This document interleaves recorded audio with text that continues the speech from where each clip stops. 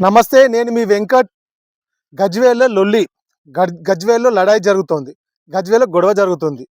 మిత్రులారా, మన ఏవిఎం తెలుగు ఛానల్‌ని ప్రతి ఒక్కరు సబ్స్క్రైబ్ చేయండి.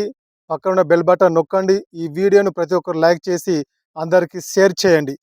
కామెంట్ రూపంలో మీ సలహాలు, సూచనలు మాకు ఎప్పటికప్పుడు అందించండి. ప్రతి ఒక్కరు మాకు సపోర్ట్ చేయండి. అసలు గజ్వేల్‌లో లొల్లేంది?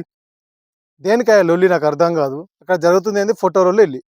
సీఎం ముఖ్యమంత్రి Revanth Reddy photo MLA camp ఆఫీసులో, కేసీఆర్ ఆఫీసులో ఖచ్చితంగా ఫోటో ముఖ్యమంత్రి రేవంత్ రెడ్డి ఫోటో పెట్టాలని కాంగ్రెస్ పార్టీ నాయకులు, కార్యకర్తలు పెద్ద ఎత్తున లడాయి చేస్తున్నారు వాస్తవంగా 2, 3 రోజుల నుంచి కూడా. దీనికి బీఆర్ఎస్ పార్టీ నాయకులు, కార్యకర్తలు ఏమంటున్నారంటే, మేము రేవంత్ రెడ్డి ఫోటో అనేది ఎట్లయినా పెట్టం, మేము అస్సలుగా పెట్టం, మీరు ఏం చేస్తారో చేసుకోరని వార లొల్లి. ఈ మీ 2 పార్టీల నడుమ జరుగుతున్న లొల్లితోటి గజ్వేల్ నియోజకవర్గ ప్రజలు చాలా ఇబ్బంది పడుతున్నారు. బంద్‌లు ప్రకటిస్తున్నారు బీఆర్ఎస్ పార్టీ. బంద్ అవసరమా?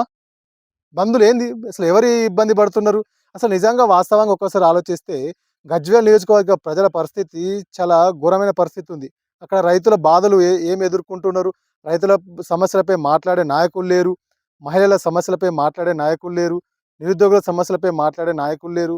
విద్యార్థుల సమస్యలపై మాట్లాడే నాయకులు లేడు. అక్కడ స్థానిక ప్రజలు ఏమి ఇబ్బంది ఎదుర్కొంటున్నారు? వారి సమస్యలేంది? అసలు వాళ్ళ వాళ్ళ బాధలేంది తెలుసుకొని లేవనెత్తే నాయకులు లేకుండా పోతున్నారు. అక్కడ అభివృద్ధి ఏంది? అసలు అభివృద్ధి ఏం కోరుకుంటున్నారు? ఏం జరగాలి? డెవలప్‌మెంట్ ఏంటి? అసలు తాగునీరు సమస్య ఉందా?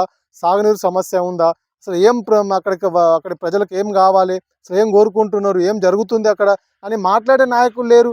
వాళ్ళని అక్కడ అక్కడ గజ్వేలు నియోజకవర్గ ప్రజలను పట్టించుకున్న పాపాన పోతలేరు. ప్రజల సమస్యలపై చర్చ జరగాలి గదా! ఇవి గదా చర్చ. ఇది గదా ప్రజల గొంతుకై, ప్రజల సమస్యలపై లొల్లి జరగాలి గదా!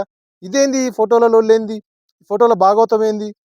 ఫోటోల కోసమేనా ఇదంతా? కథ అంతా? ఇది కరెక్టేనా ఇది? ఒక్కసారి ఆలోచించండి. నిజంగా వాస్తవంగా గజ్వేల్ నియోజకవర్గ ప్రజల పరిస్థితి చాలా ఘోరమైన పరిస్థితిగా ఉంది.